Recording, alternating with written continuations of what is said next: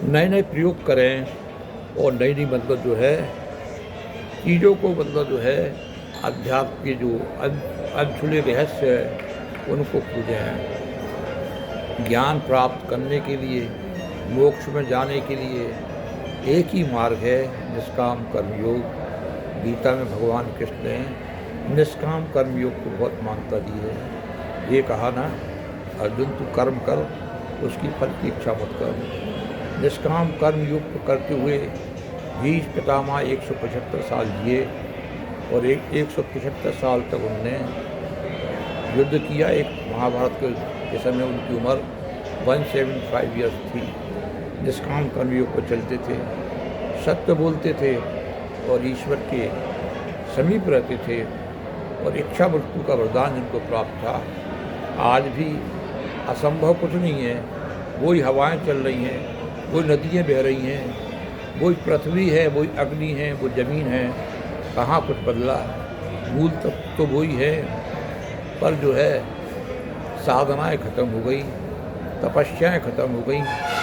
भटक गए हम सांसारिक वैभव में, संसार की विलासता में, संसार की कचड़े में हम भटक के रह गए।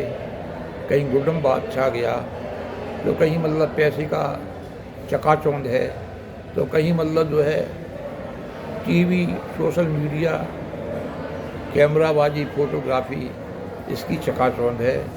इस सांसारिक चकाचौंध में तो ऋषि तो मर गया। हमने अपने ऋषि को मरवा दिया, उसको नष्ट कर दिया। हमारे अंदर कौन बैठा है?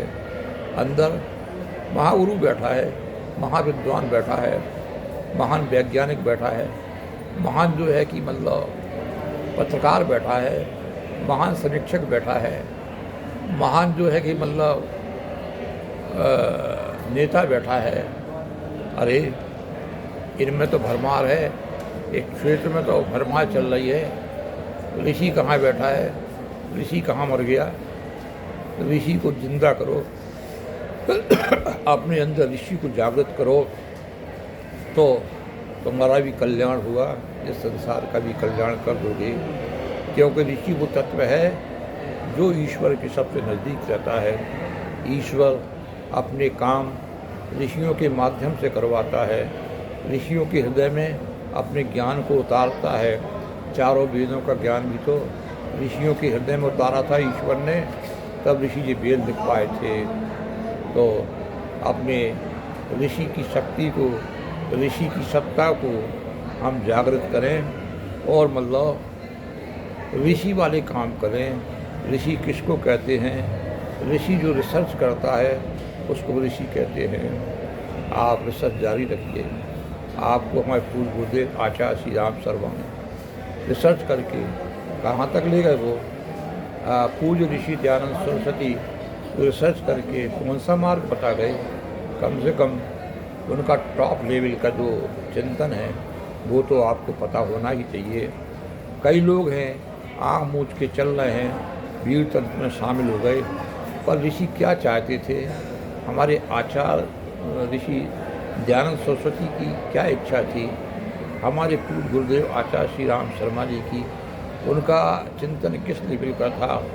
हमें उस लेवल तक पहुंचना पड़ेगा, समीक्षा करना पड़ेगी अपनी और दूसरों की भी। वो ऋषि के चिंतन के अनुरूप चल रहे हैं कि नहीं चल रहे हैं। और अभी प्राइमरी लेवल पर यही है कि जो ऋषियों ने जहाँ तक हमें ले गए ना, उस स्तर पे हम अपने जन समुदाय को ला के खड़ा कर दें और उस लेवल का उनको विचार दे दें। कैसे दे पाओगे? निष्काम कर्मयोग से। जब वो विचार देने के पीछे आपकी कोई इच्छा नहीं होगी ना, काय की कोई फल की इच्छा नहीं होगी ना, तब उस महान विचार को फैला पाओगे। क्योंकि जब आप निष्काम कर्मयोग से, निस्वार्थ भावना से, सत्य को साक्षी मानकर, ईश्वर को साक्षी मानकर कोई काम करोगे ना, तो ऋषियों की सत्ताएँ, ऋषियों की शक्ति आपका साथ देने लगेंगी। ईश्वर आपको साथ देगा, ईश्वर आपको सहारा देगा। आप कोई फैल नहीं होगे, ऊँचे उठते चले जाओगे। ओम शांति। आज का दिन शोर मंगल में हो।